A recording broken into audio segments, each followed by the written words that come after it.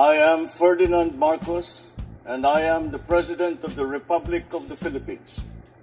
I stand today on behalf of 110 million Filipinos.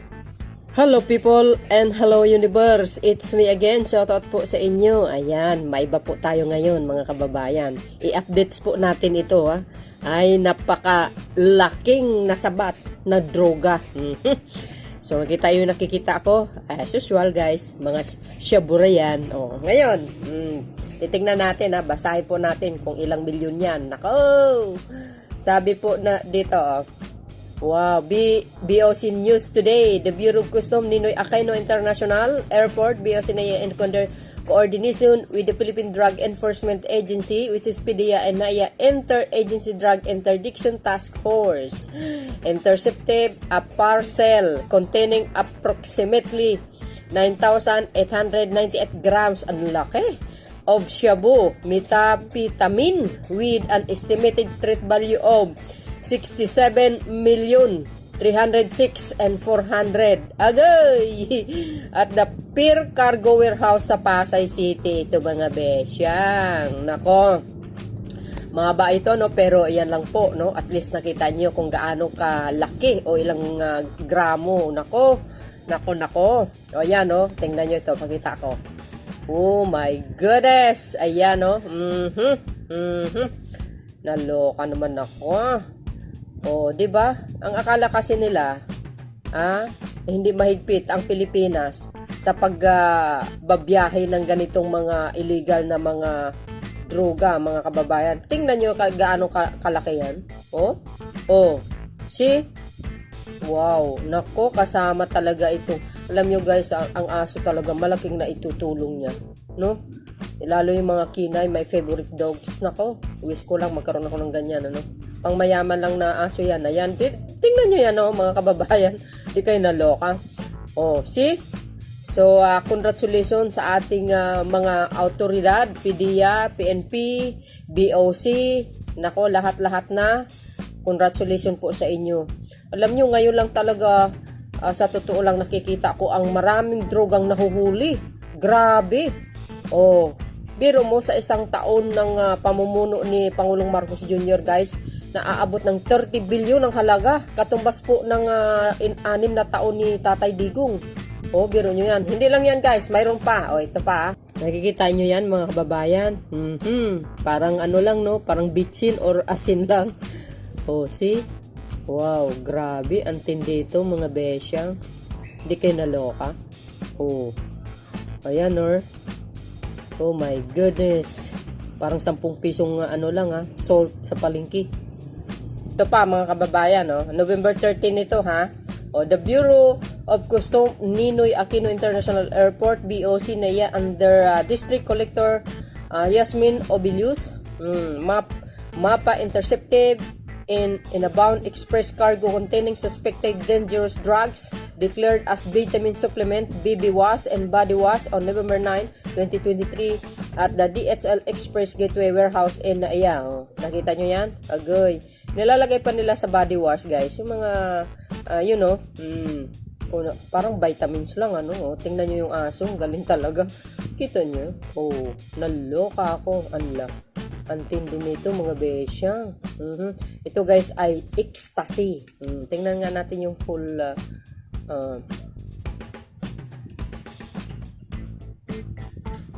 ay nako guys, tingnan, kita nyo yan. 1.6 million yan, biro nyo yan.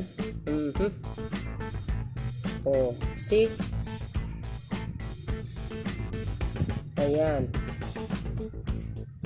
Guys, okay? Nakita yun nung nakikita ko? Oh my goodness. Ang laki. Ewan ko dito sa mga tao na ito. Ang galing talaga nila. Wala na ba ibang trabaho, mga kababayan? Ito pa. Biro nyo yan. Ayan, See?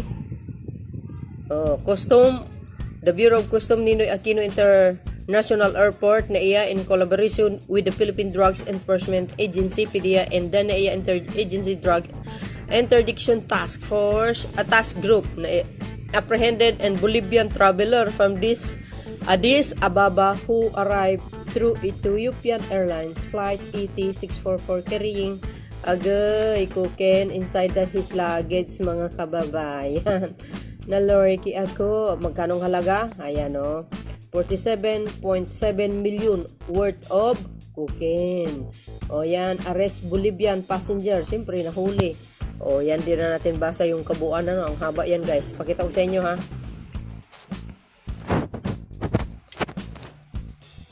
O, ayan o. Wow. Parang mga candy lang, yun. O, hindi lang yan, mga kababayan. Mayroon pa. Wait.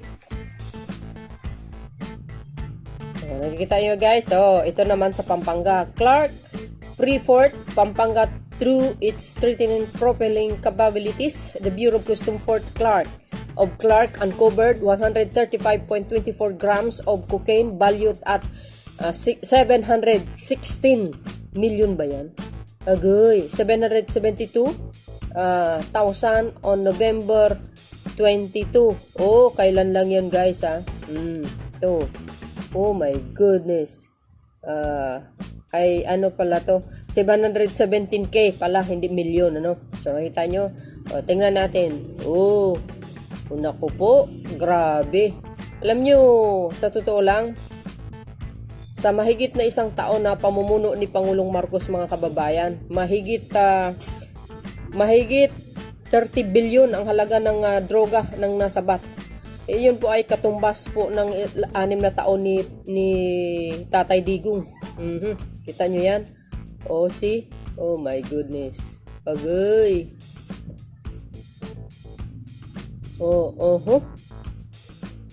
Mautak lang talaga sila, mga kababayan. Ang akala nila, maisahan nila ang Pilipinas. Pero hindi na nila alam, iba na ang administrasyon ngayon. Ay napakahigpit. Ito pa. Hindi lang yan, mga kababayan, mayroon pa. Kita nyo yan guys. Ayan. Marijuana yan guys, Mary Jane. Magkano ba halaga yan? Tingnan natin. See? BOC News today, the Bureau of Customs Fort Clark, through its intensified border security measure, size 488 grams of high-grade marijuana of Orcus with an estimated value of 805,200 pesos, canceled inside partial declared as replacement filter from California. Nako, galing sa Tate, mga besyang. Ano yan? Parang mga pasas lang, yo. Nako, antindi ito, mga bes. See, guys? What I see? Parang parang pinato yung broccoli lang. Ayan, grabe ang tindi. And siyempre guys, kudos sa ating mga kababayan. Na talagang nagtrabaho ng gusto. Iba ang administrasyon ngayon, talagang mahigpit, no? Ang akala nila, kayang-kaya na nilang Pilipinas, makakapasok sila. Yan, doon kang nagkakamali. So, yun mga bes, Cost ito, mahigit 800,000. So, hindi lang yan, mga kababayan, mayroon pa. Ito naman, kung natatandaan nyo sa aking mga followers na nanonood sa akin, ito po guys yung mga smuggled na mga sigarilyo na nakumpiska ng ating mga autoridad. Ito, ina-update ko po ito sa aking channel. Ayan, ginawa nila, ano bang ginawa nila dito? The Bureau of Customs Fort of Zamboanga destroy. Agay. Ayan, 5,624 master's cases and 1,171 rims of size and 45 smuggled cigarette on November 30, 2023 and custom rented agad warehouse in Barangay Tituan, Zamboanga City. Tingnan nyo kung gaano kadami yan, yung iba dyan, mga kababayan, imported po yan, See? So, saludos sa ating mga kababayan. So, hindi lang yan guys, mayroon pa. Ito mga kababayan, iba na naman ito.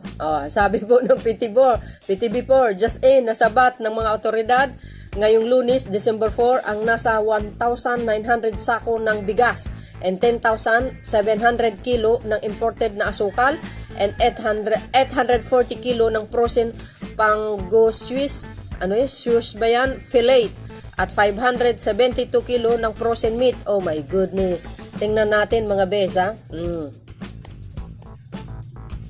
See? Ay nako. Agay. Ayan, kita nyo? Sus Mario Joseph. Oh, bigas yan guys ha.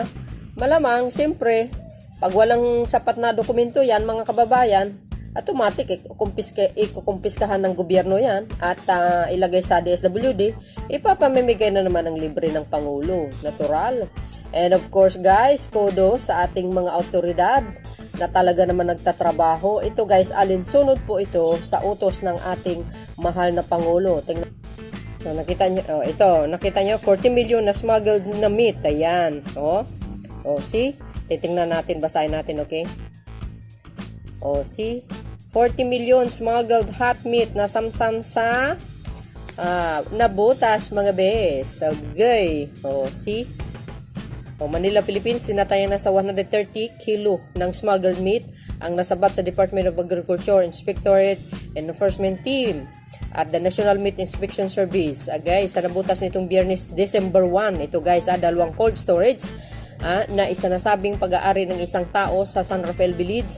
Ang ininspeksyon ng mga otoridad pagkatapos ng isang buwan investigasyon, natagpuan ng mga otoridad ang mga kahon ng Peking duck, itim na manok, dikya at iba pang isda na sinasabing pinuslit. Agay.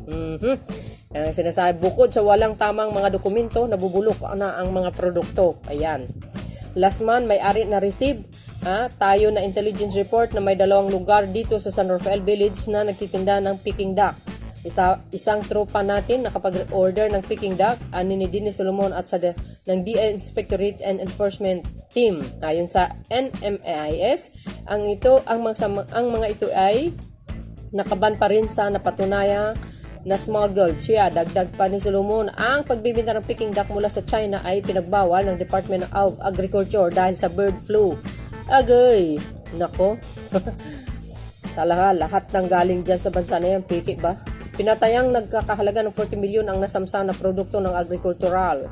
Inutos ng lokal pamalaan ng nabutas ang pagsasara ng pasilidad. Sinabi ng manggagawa ng pasilidad na wala silang kaalaman sa illegal na aktibidad sa pasilidad. Imposible. Ang mga nasamsam na produkto ay ibibigay sa LGU para itapon. Pakain nyo na lang sa buhaya. So yun guys hindi lang yan, mayroon pa. Bayan, nakikita nyo ito? Ayan. Titingnan natin, basahin natin uli. Ayan 4.5 toneladang mishandled cara beef na samsam sa Balintawak. Agay. Ayan alam niyo ba kung ano ang cara beef? Hindi niyo alam Manila, Philippines, halos 4,500 kilo or 0.5 toneladang umano'y mishandled meat na nagkahalaga 4,500 kilo or 0.5 tonelada ng umano'y mishandled meat na nagkahalaga ng mahigit 1.4 milyon mga kababayan.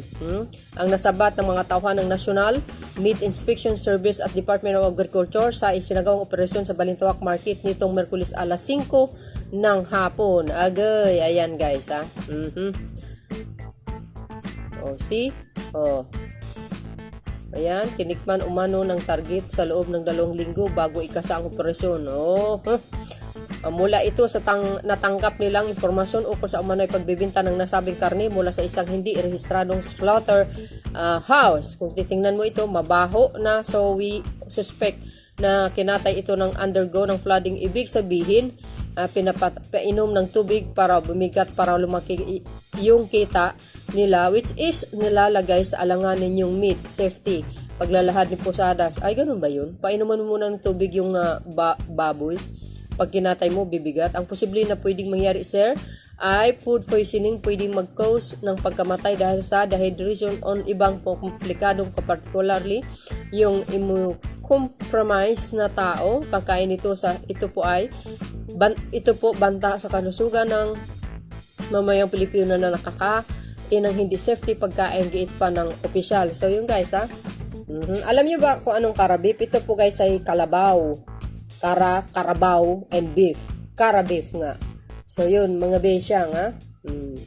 Talagang sinadya ko nga. Hindi lang po yan, mga bes Hindi lang po yan, mga bes. Ito pa, 6.7 million shabu na samsam. Suspect arestado. Tingnan ko nga. Tingnan natin. 6.7 shabu na samsam sa suspect arestado. Ayan lang guys Kita nyo yan? Oh. Mambaling Cebu naman ito guys, ha? 6.7 milyon halaga ng hininalang Cebu ang nakumpiska ng autoridad sa naarestong suspect matapos isinagawa ang bypass operation nitong Huwebes ng umaga sa bayang ito. Ayan, oh. Kita nyo? See? Oh. Yes, nako po. So, congratulations sa ating mga autoridad guys na talaga nagtatrabaho. But anyway, and that's it for today's video. Maraming salamat sa inyong watching. Don't forget to like, hit the button bell para lagi kayong update sa aking mga upload videos. Bye, bye, bye, and babush! Baba more!